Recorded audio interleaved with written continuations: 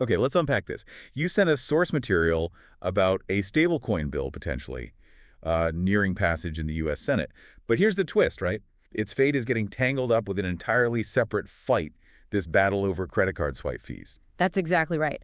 Our deep dive today, using the news report you shared, is really to figure out how this bill, which is focused purely on digital assets, got caught in this, well, unexpected political collision. We'll look at its status, who's pushing it, and what other roadblocks are, appearing. Yeah, it's a fascinating look at how complex the legislative process can be, especially when you have new tech meeting these established political fights. The bill itself, though, it seems focused. It has a clear goal. It does. It's called the Guiding and Establishing National Innovation for U.S. Stablecoins Act. They're calling it the Genius Act. Genius Act. Okay. And as described by the crypto groups in the reporting, its aim is what exactly? To provide a targeted and comprehensive approach to stablecoin oversight. That's the quote. Targeted and comprehensive. Precisely. And its current position in the Senate is, well, pretty advanced, actually. The report indicated it was nearing a floor vote and seemed to have enough support. It got past a procedural step back on May 19th. May 19th, right. So there was even talk it could potentially pass the Senate, like really soon, maybe even this week, originally. And there are quite a few crypto advocacy groups really pushing for that speed, aren't there? Oh, yeah. Groups like the Blockchain Association, the Crypto Council for Innovation, the Digital Chamber, and the DeFi Education Fund. They put out a joint statement, I think it was June 2nd, basically urging a swift passage and saying they're committed to the bill's main goal as it goes through any amendments. They're ready to help lawmakers keep up the, quote, positive momentum. Interesting. The article also pointed to something about Democratic support, a bit of a back and forth there. Yeah. It did. It noted that many Democrats had reportedly kind of swung back to supporting the bill after some initial hesitation. The reason cited in the source for that earlier pullback was concerns over President Donald Trump's reported ties to crypto, including his family's platform launching its own stablecoin. So the source presented that as a factor influencing things. Okay, so that was one dynamic, but now here's where it gets, well, really unexpected. The source zeroes in on the main potential roadblock. Yeah, this is the credit card conundrum they mention, the whole fight over these swipe fees. Right. Tell us more about that. What is this swipe fee amendment exactly, and who's behind it? So it's formally known as the Credit Card Competition Act, or CCCA. Senators Dick Durbin and Roger Marshall are reportedly the ones pushing for it. And the goal of this amendment, basically, would be to force the big payment networks, Visa, MasterCard, Amex, to face competition on the fees they charge businesses, the merchants, for processing transactions. Okay, so it's about trying to lower those fees merchants pay every time someone swipes a card.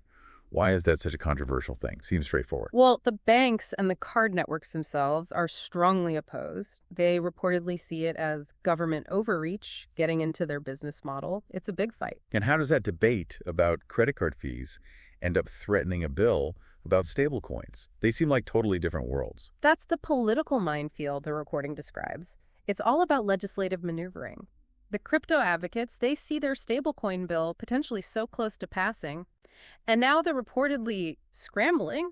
They're worried that their long-sought victory, getting this stablecoin regulation, is at risk of being derailed by this really intense but separate legislative fight over swipe fees. Wow. The source even included a specific voice, someone arguing against the swipe fee amendment. Yeah, James Cherniowski from Americans for Prosperity. He was quoted last month reportedly calling the proposed changes unacceptable. He argued it was bad policy and claimed it could actually harm Americans' access to credit. So, you see, really strong feelings involved on that issue. And those strong feelings are now spilling over and potentially blocking the stablecoin bill. Exactly. It's becoming leverage, it seems. So this raises a really important question then. Is the swipe fee amendment the only other legislative item potentially getting attached here? Or is there more? According to Eleanor Terrett, she's a crypto journalist, reporting on June 2nd, she said the amendment list is growing. Growing. Oh, boy. What other kinds of changes were mentioned in the report? What else might get tacked on? Well, the source listed several other possibilities that have apparently been suggested. Things like new disclosure requirements for government officials if they hold stablecoins. Okay, that seems somewhat related at least. Sort of.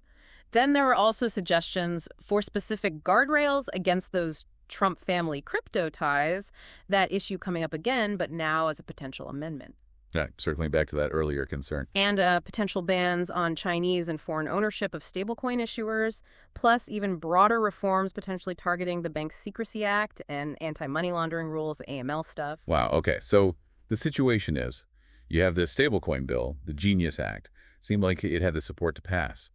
But now it's facing potential delays because of a whole growing list of amendments, ranging from credit card fees, which is totally unrelated, to official disclosures, foreign ownership bans, and even bigger financial regulation changes. That's a lot. That's what the reporting suggests, yeah. Yeah. It's become a vehicle potentially for all sorts of other agendas. And if these amendments aren't resolved, or if, as Eleanor Terrett put it, no agreement is reached, then it's expected that procedural hurdles will likely slow things down. And what's the potential impact on the timeline if that happens, if they get bogged down? The reporting suggested it could potentially push final passage into the week of June 9th. So a delay of at least a week, maybe more, depending on how messy it gets. Right, so at minimum, delays seem likely if these issues aren't sorted out pretty quickly. Stepping back for a second, though, the source also mentioned a potential positive outcome if the Genius Act does eventually manage to pass on its own terms. It did, yeah. One potential benefit cited for the Genius Act itself, separate from all this amendment drama, is that it may help cement U.S. dollar dominance in the growing digital economy. Ah, okay. So that provides a contrast, right? It's a potential upside of the bill itself versus the current uncertainty and these delays caused by all the added amendments. Exactly. It highlights the stakes involved in getting the original bill passed. So wrapping this up, what does this all mean for you, listening to this and following these developments? Well, I think it really shows how a piece of legislation, even one that seems focused on a specific, maybe technical area like stablecoin regulation, it isn't debated in a vacuum. Its progress is just deeply affected by the broader political landscape, by legislative strategy, by these other fights happening simultaneously.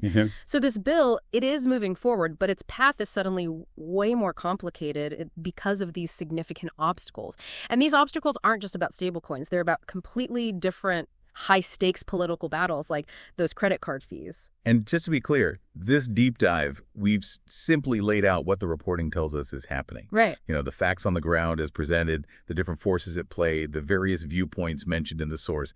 It really shows the messy reality of how laws sometimes get made without us taking any sides on the politics of it all. Exactly right. It's just a snapshot of the legislative process, kind of in action, warts and all. So as you consider all this, maybe think about how something as seemingly straightforward as regulating stablecoins, how it can become so intertwined with and potentially delayed by these political struggles over completely unrelated issues like credit card fees. It really highlights just how interconnected and, frankly, how unpredictable the legislative process in Washington can often be.